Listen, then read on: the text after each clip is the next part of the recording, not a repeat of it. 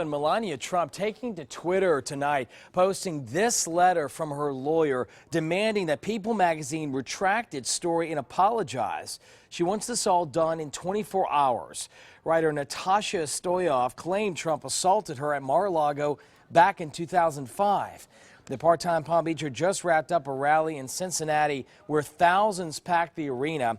He talked about his rival Hillary Clinton, Mexico, and the wall he wants to build to secure the border. Earlier today, Trump made a brief stop at the South Florida Fairgrounds in West Palm Beach, where he addressed the allegations that he groped several women. These claims are all fabricated. They're pure fiction and they're outright lies.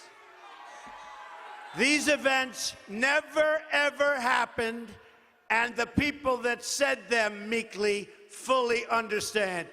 A new poll shows Trump is ahead in the swing state of Ohio. The NBC News Wall Street Journal Mayor's poll found Trump has 45% support of likely voters to Clinton's 41%.